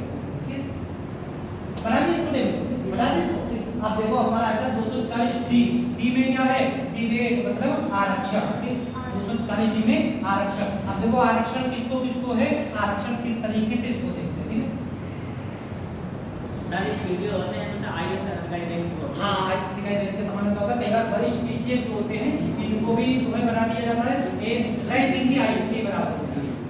जो सीडीओ अधिकारी होते हैं इनकी रैंक आईएएस के बराबर ही होती है। कई बार ऐसा होता है जो पीडीएस विभाग के जो सीनियर अधिकारी होते हैं उनको भी सीडीओ बना दिया जाता है, फिलहाल उनकी रैंक आईएएस के बराबर होती है। अब देखो हमारा अगला आर्टिकल आता है 243 डी। 243 डी। डी में क्या हो जाएगा? आरक्षण। 243 डी में हो जाएगा आरक्षण। अब पंचायतों में देखो आरक्षण किसको किसको दिया गया पहला तो जाएगा। पंचायत में एससी और एसटी वर्ग को आरक्षण दिया गया है। दूसरी बात पंचायतों में महिलाओं को आरक्षण दिया गया है, महिलाओं को आरक्षण दिया गया है। तीसरी बात ओबीसी की अगर आरक्षण की बात करें इस पे कुछ समस्याएं हैं, इसको देख लेते हैं। जैसे एससी एसटी की अगर आरक्षण की बात करें तो ये पंचायत में ऑलरेडी दिया गया है कि एससी एसटी वर्ग को आरक्षण दिया जाए। महिलाओं को भी पंचायत मतलब जो आरक्षण व्यवस्था संविधान में मेंशन की गई क्या आरक्षण दिया जाएगा, लेकिन ओबीसी को आरक्षण दिया जाएगा या नहीं दिया जाएगा ये कौन डिसाइड करेगा? राज्य का विधानमंडल डिसाइड करेगा, ठीक है। राज्य की विधानमंडल के ऊपर ये बात डाली गई है कि राज्य का विधानमंडल अगर चाहे तो ओबीसी वर्ग को ग्राम पंचायतों में पंचायती राज में आरक्षण की व्यवस्था कर सकता है। ये तो करनी पड़ेगी। एससी एसटी और महिलाओं के लिए आरक्षण की व्यवस्था ऑलरेडी है। ओबीसी वर्ग को अगर आरक्षण देना है तो कौन तय करेगा? विधानमंडल तय करेगा, क्योंकि आपको पता है पंचायती राज कौन सी सूची का विषय है? राज्य सूची का विषय है। तो कानून कौन बनाएगा? विधानमंडल बनाएगा, ठीक। एससी एसटी की अगर बात करें तो पहला तो पॉइंट ध्यान रखना कि इनको ऑलरेडी मेंशन किया गया है। दूसरा कितना आरक्षण इनको दिया गया है? एससी एसटी वर्ग को उनकी जनसंख्या के अनुपात में आरक्षण दिया गया, जनसंख्या के अनुपात में। मतलब जिस क्षेत्र की जिला पंचायत, ब्लॉक पंचायत, ग्राम पंचायत में जितनी जनसंख्या होगी एससी एसटी की उतनी ही सीटें आरक्षित कर दी जाएंगी एससी एसटी वर्ग के लिए। तो मतलब अगर जनसंख्या कम है तो सीटें कम होंगी, ज्यादा है तो सीटें ज्यादा होंगी। ये किसके लिए है? एससी एसटी वर्ग के लिए। जैसे मान लिया एग्जाम्पल के तौर पे हमने मान लिया एक हमारा जिला है बरेली और दूसरा मान लिया जिला हमने लिया ऐसे करके पीलीभीत और तीसरा हमने पड़ोसी जिला हमने लिया ऐसे करके शाहजहां। हमने ऐसे करके 3 जिले ले लिए। इन तीनों जिलों में हम लोग तीनों लेवल की यानी कि ग्राम पंचायत, जिला पंचायत, ब्लॉक पंचायत तीनों लेवल की अगर बात करें, मान लिया तीनों लेवल के केवल सदस्यों की अगर बात कर रहे हैं, अध्यक्ष की बात नहीं कर रहे, सदस्यों की बात कर रहे हैं, तो तीनों लेवल के अगर सदस्यों की बात करें तो मान लिया बरेली में सब मिलाकर 1000 सदस्य होते हैं, ठीक। पीलीभीत में सब मिलाकर मान लिया 900 सदस्य होते हैं, 1000 सबके 1000 मान लिया, यहाँ पर भी 1000, यहाँ पर भी 1000, यहाँ पर भी 1000, सब मिलाकर 1000 सदस्य होते हैं। मान लिया कि बरेली में एससी एसटी वर्ग की आबादी है 40%, पीलीभीत में एससी एसटी की आबादी है 20% और शाहजहांपुर में मान लिया आबादी है 30%। ऐसे करके तो शाहजहांपुर में एससी एसटी वर्ग के लिए कितनी सीटें आरक्षित हो जाएंगी? 30 सीटें, ठीक है। 1000 में से 30 सीट नहीं 300 शाहजहांपुर में एससी एसटी वर्ग के लिए 1000 में से 300 सीटें आरक्षित हो जाएंगी। पीलीभीत में कितनी हो जाएंगी? 1000 में से 200 हो जाएंगी और बरेली में कितनी हो जाएंगी? 400, ठीक है। ये वैरी करती रहेंगे ऐसे। जनसंख्या के अनुपात में जिस क्षेत्र की जैसी जनसंख्या होगी वैसा ही आरक्षण दे दिया जाएगा एससी एसटी वर्ग के लोगों को और रोटेट होता रहेगा, घूमता रहेगा। मतलब ये है कि 1000 में से 300 सीटें अगर आरक्षित हैं, पीलीभीत का एक ले लें, जैसे मान लिया अगर 1000 में से 200 सीटें आवंटित हैं तो ये नहीं है कि बस यही वाली सीटें आवंटित है, ये घूमती रहेंगी। आज ये वाली सीटें आवंटित है, अगला चुनाव आएगा तो घूमते वाली आ जाएगी, फिर घूमते वाली, ऐसे करके रोटेट होती रहती सब, ठीक। ये इस तरीके से रोटेशन के माध्यम से आरक्षण चलता है। महिलाओं के आरक्षण की बात करें, संविधान में कहा गया है 73वें संविधान संशोधन अधिनियम के द्वारा कि 1/3 सीटें किसके लिए आरक्षित होंगी? महिलाओं के लिए। इतना तो आरक्षण देना ही देना पड़ेगा। मतलब अगर पीलीभीत में 1000 सीटें हैं तो 1000 में से कितना निकल के आएगा? 333 मान लें, आप 3 तो इससे करेंगे 333 मान लें। कितनी सीटें आवंटित है महिलाओं के लिए? 333। अगर 1000 सीटें हैं तब की बात कर रहे हैं, तो 1/3 सीटें तो आवंटित करनी ही करनी पड़ेगी। लेकिन यहीं पे कहा गया है, लेकिन अगर राज्य का विधानमंडल चाहे तो इस 1/3 सीट को बढ़ाकर कितना कर सकता है, 50% तक आरक्षण दे सकता है, इससे ज्यादा नहीं दे सकते। ठीक है, महिलाओं को अगर राज्य का विधानमंडल चाहे तो बढ़ाकर कितना आरक्षण कर सकते हैं, 50% तक आरक्षण कर सकते हैं, आधी सीटें आवंटित कर सकते हैं, आधी से ज्यादा आवंटित नहीं कर सकते। इतनी तो देनी ही देनी है, 1/3 को आवंटित करनी ही करनी है। 1/3 अगर नहीं भी की है, अगर बढ़ाना चाहें तो कितना कर सकते हैं, 50% कर सकते हैं। कई बार गांव में आप लोगों ने सुना कि प्रधानी के इलेक्शन हो रहे हैं, तो कई बार सुना हमारे इस बार महिला सीट आई है, ऐसे करते हैं, ये इस बार हमारे SC सीट आई है, इसको क्या बोलते हैं, वो ये आरक्षण, ये रोटेट हो रहा है। ये बार पिछली बार पता लगा पड़ोसी गांव ग्राम पंचायत थी, इस बार हमारे ग्राम पंचायत ऐसे रोटेट होते इस बार कहां पर आ गई है, हमारे गांव आ गई, तो इस बार उस गांव की सीट कैसी हो जाएगी, महिला वर्ग के लिए आरक्षित हो जाएगी, या SC ST वर्ग के लिए आरक्षित हो जाएगी। इस तरीके से तो SC ST को कितना अनुपात कितना मिलता है, उनकी जनसंख्या के अनुपात में। महिलाओं को 1/3 सीटें तो आवंटित करनी ही करनी पड़ेगी। अगर राज्य का विधानमंडल चाहे तो 50% तक इनके आरक्षण को बढ़ा सकता है। OBC को अगर चाहे तो राज्य का विधानमंडल चाहे तो आरक्षण दे सकता है, ये राज्य के ऊपर डिपेंड करता है। ठीक है, तो कई राज्यों ने इसको 1/3 से बढ़ाकर 50% तक किया है। बिहार में बता दो, बिहार में 50% आरक्षण का बहुत सी राज्य ऐसे हैं जहां पर महिलाओं को आरक्षण आज भी 50% मिलता है, लेकिन नाम का ही है। ठीक है, नाम का ही पता लगे, प्रधान जी वो एक महिला है और कहीं मीटिंग हो रही है तो उनके पति जा रहे हैं या उनके पुत्र जा रहे हैं, जिसको सामान्यतः हम लोग क्या बोल देते हैं, प्रधानपति। ठीक है, प्रधानपति या फिर प्रधान पुत्र ऐसे बोलते हैं, कहीं पर भी संविधान में नहीं है। ठीक है, सब ये गैर संवैधानिक पद है, प्रधानपति या प्रधान पुत्र जैसा कोई कॉन्सेप्ट नहीं है। ये पितृसत्तात्मक ढांचा जो हमारा चला रहा है वही है कि महिला डिसीजन नहीं ले सकती, डिसीजन हमें लेंगे, पति के डिसीजन नहीं। ठीक है, तो ये क्या है, ये गैर संवैधानिक पद है, ऐसा संविधान में कहीं पर कोई उल्लेख नहीं। कल शायद आपने न्यूज अगर पढ़ी होगी, ग्वालियर की न्यूज आई, ठीक, ग्वालियर की जो जिलाधिकारी है लेडी है, ग्वालियर की जिलाधिकारी कल का MP तक न्यूज चैनल था, आज तक वो MP तक, UP तक, राजस्थान तक ऐसे करते जाते, तो MP तक की न्यूज आई थी। तो ग्वालियर की कलेक्टर वो मीटिंग ले रही थी, पंचायत समिति की मीटिंग ले रही थी, उसमें जो जितने भी सदस्य वगैरह थे वो अपने आप ना के उनके पति महोदय पहुंच गए, ठीक है, सबको बाहर कर दिया। फिर अब पीछे वाले चीज बोल रहा हूँ, आप लोग इसके लिए अथॉरिटी थोड़ी रख सकते हो भाई, जिसके पास अथॉरिटी है वो आए, महिला को अगर अथॉरिटी है तो महिला आए, उनके पति या पुत्र इसमें शामिल नहीं हो सकते।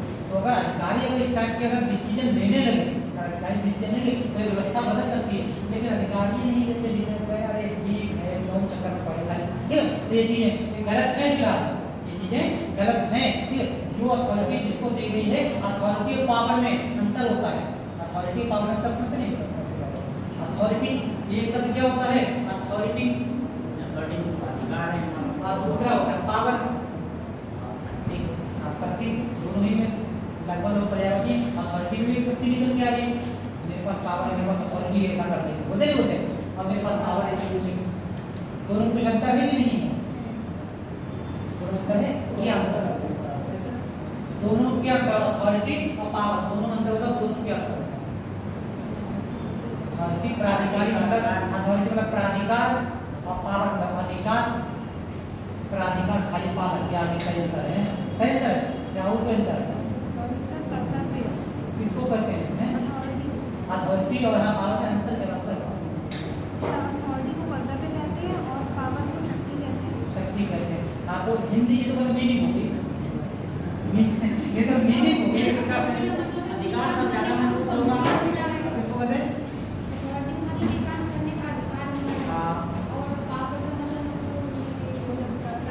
क्या हो जाएगा, अथॉरिटी मतलब ज्यादा शक्तिशाली होनी चाहिए, मतलब अपनी नजर अधिकार है, वो काम करना है, क्या अंतर होता है, दोनों अंतर ये होता है, जैसे मान लिया एग्जाम्पल के तौर पे ऐसे करके समझो, जैसे मान लिया आपकी ग्राम पंचायत है, एग्जाम्पल के तौर पे ले लेते हैं, आपकी ग्राम पंचायत है, आपकी ग्राम पंचायत में एक महिला प्रधान है, ग्राम पंचायत में एक महिला प्रधान है, ठीक है, एक ग्राम पंचायत में महिला प्रधान है, अगर किसी भी प्रकार का कोई भी कार्य करवाना है तो सिग्नेचर करने का या फिर जो है अंगूठा लगाने का, जो भी तरीके का सिस्टम सकता है, वो सब करने की अथॉरिटी किसके पास है? उनके पास है, ठीक है, इनके पास है। लेकिन गांव में असली प्रधान जी बनके कौन घूमेंगे? पति घूमेंगे, इनके पति घूमेंगे या फिर इनके पुत्र घूमेंगे। प्रधान जी आ गए, प्रधान जी आ गए, ठीक है, इनके पास शक्ति है। ये क्या है? ये शक्ति है, मतलब जो कानूनन शक्ति मिलती है उसको क्या कहते हैं? उसको अथॉरिटी कहते हैं। और जो स्वयंभू शक्ति अथवा समुद्री शक्तिशाली है उसको क्या कहते हैं? उसको पावर कहते हैं, ठीक है।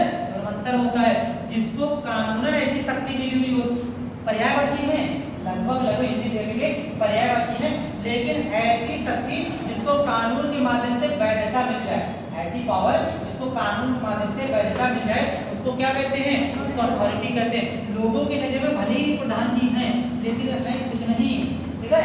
अगर ये अपने पे आ जाए, सिग्नेचर नहीं करेंगे चाहे कुछ भी कर लो, ठीक है, तो ये कुछ नहीं कर पाएंगे, ठीक है, लेकिन सिग्नेचर तो करने पड़ेंगे, समझ रहे? तो ये हमारे पितृसत्तात्मक व्यवस्था से वो आता है। तो अथॉरिटी ऑफ अंतर क्या होता है? जब पावर को कानून के माध्यम से शक्ति दे दी जाए उसको क्या कहते हैं? लीगलिटी दे दी उसको क्या कहते हैं? अथॉरिटी कहते हैं। अरे तक लीगलिटी न मिले उसको क्या कहते हैं? उसको सामान्य पावर कहते हैं, ठीक है। फिलहाल तो पर्यायवाची होते हैं, लेकिन आपको पॉलिटिकल साइंस में दोनों शब्द पता होना चाहिए। पॉलिटिकल साइंस में पढ़ते हैं तो हम लोग यहाँ पर पॉलिटी को छोटी सी पढ़ते हैं, हम लोग पॉलिटी का एक हिस्सा पढ़ते हैं, छोटा सा संविधान पॉलिटी का एक हिस्सा है। पॉलिटिकल साइंस पूरा पढ़ते हैं उसमें सारी चीजें आती है, अथॉरिटी है, पावर, ये सब चीजें आती है। तो यहाँ पर हम लोग देखें तो महिलाओं को अथॉरिटी है, पंचायती राज में महिलाओं को अथॉरिटी दे दी जाती है, लेकिन महिलाओं को पावर नहीं दी जाती, ठीक है, इस तरीके। तो ये हमारे आरक्षण की बात करें, किसको किसको मिला हुआ है? SC ST को मिला है जनसंख्या के अनुपात में। महिलाओं को मिला है कितना? 1/3, बढ़ाकर कितना कर सकते हैं? 50% कर सकते हैं। कौन बनाएगा? राज्य का विधानमंडल बढ़ाएगा। तीसरा पॉइंट, OBC को आरक्षण दिया जाए या ना दिया जाए कौन डिसाइड करेगा? राज्य का विधानमंडल डिसाइड करेगा। क्लियर है बात? तो नोट करो, मेरा आरक्षण 243 डी, आरक्षण 243 डी, पहला पॉइंट। अनुसूचित जाति एवं जनजाति को, अनुसूचित जाति एवं जनजाति को जनसंख्या के अनुपात में आरक्षण, अनुसूचित जाति एवं जनजाति को जनसंख्या के अनुपात में आरक्षण।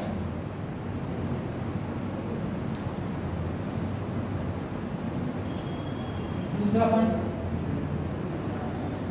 महिलाओं को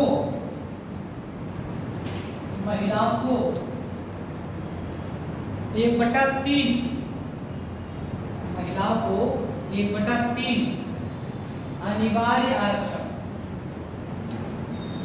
महिलाओं को 1/3 अनिवार्य आरक्षण।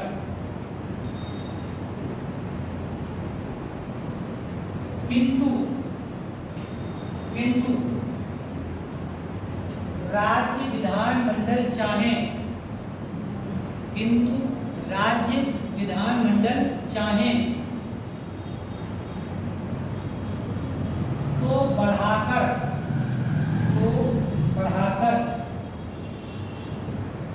50% तक, तो बढ़ाकर 50% तक कर सकते हैं।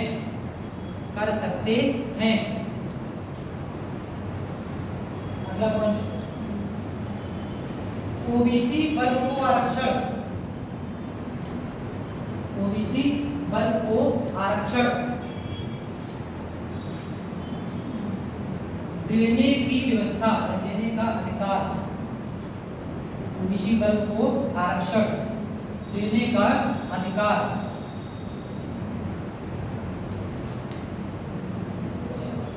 राज्य विधानमंडल